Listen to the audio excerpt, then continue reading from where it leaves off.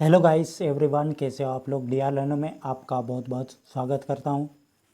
और आज हम बाल विकास पेडागोजी को करेंगे, जो कि आपके एग्ज़ाम के लिए बहुत ही महत्वपूर्ण है और सीटेट में पूछा जा चुका है। वीडियो को अंत तक देखना है और चैनल को सब्सक्राइब और बेल आइकन को प्रेस करना। क्वेश्चन नंबर पहला, निम्नलिखित में से कौन सा नियम यहाँ सुझाव देता है कि शरीर के विभिन्न अंग विकास के विभिन्न चरणों में विभिन्न भिन्न भिन्न दरों पर विकसित होता है।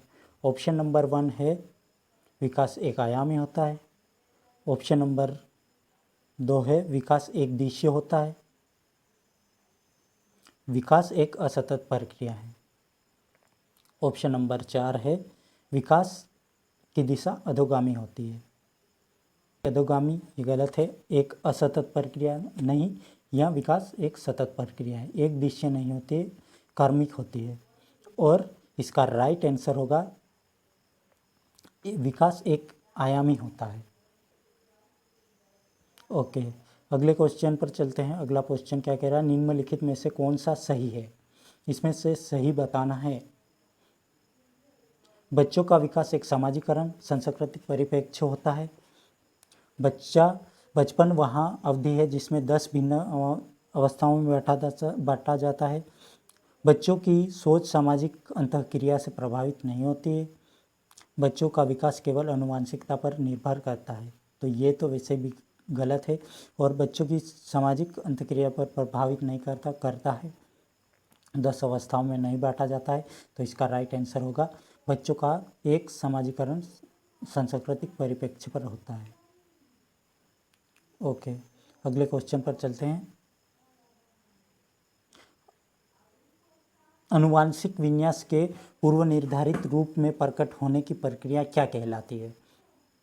क्या अनुकूलन कहलाती है, अधिगम, समाजीकरण, परिपक्वता? अनुवांशिकता से, तो इसमें ना तो अनुकूलन कहलाएगी, ना अधिगम कहलाएगी, ना समाजीकरण। इसका राइट आंसर होगा परिपक्वता, क्योंकि अनुकूलन से ना प्रभावित होता अनुवांशिकता, अधिगम से भी नहीं, समाजीकरण से भी नहीं प्रभावित होता है, परिपक्वता से संबंधित है। अगले क्वेश्चन पर चलते हैं। अगला क्वेश्चन क्या कह रहा है, समाजीकरण का प्राथमिक और समाजीकरण का द्वितीय कारक बताना है।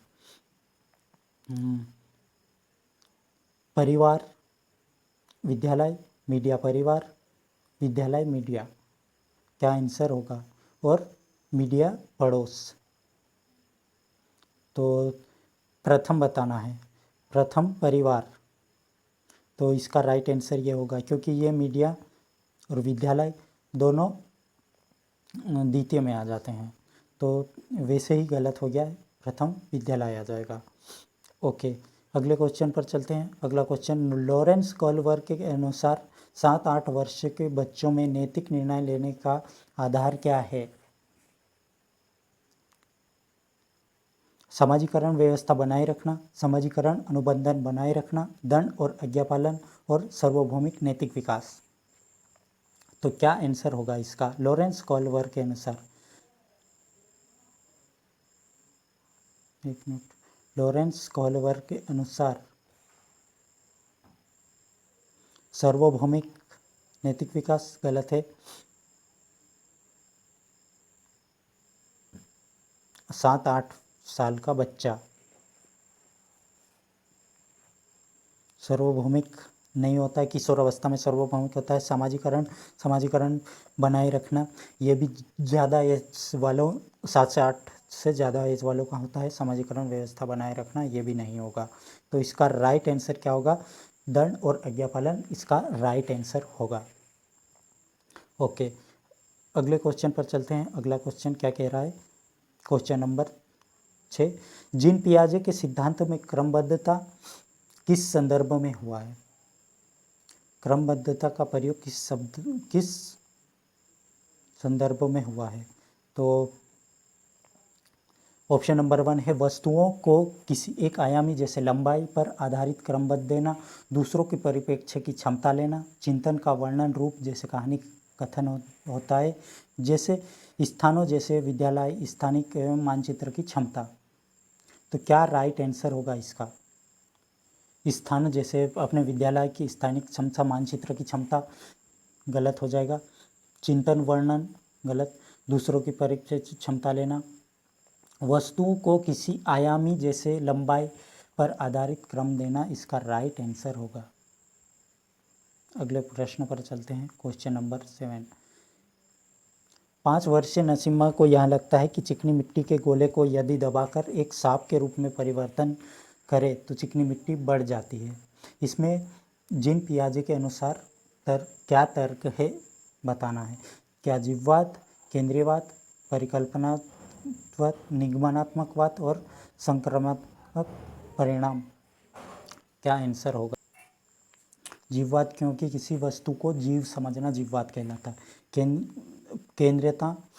केंद्रीयता इसका राइट आंसर हो गया, क्योंकि तर्क के अनुसार सोचना, क्योंकि मिट्टी जो दबा रहे हैं तो वहाँ पर बड़ी हो रही है। परिकल्पना ना तो कल्पना है ना संक्रामक परिणाम है, तो इसका राइट आंसर हो गया केंद्रीयता। अगले क्वेश्चन पर चलते हैं। लेव वाइगोत्स्की के संज्ञानात्मक विकास का सिद्धांत रिक्त स्थान पर आधारित है।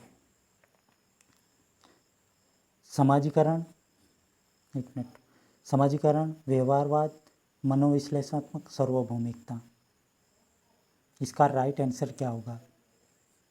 लेव वाइगोत्स्की, सार्वभौमिकता, सिगमंड फ्राइड मनोविश्लेषणात्मक, व्यवहारवाद जीन पियाजे और कोहलर कोम्फा, ये व्यवहारवाद है।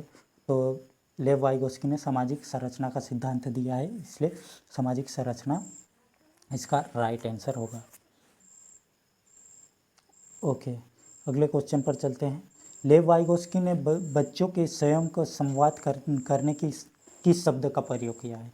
लेव वाइगोत्स्की ने बच्चे के स्वयं से संवाद करने की क्रिया के लिए किस शब्द का प्रयोग किया है।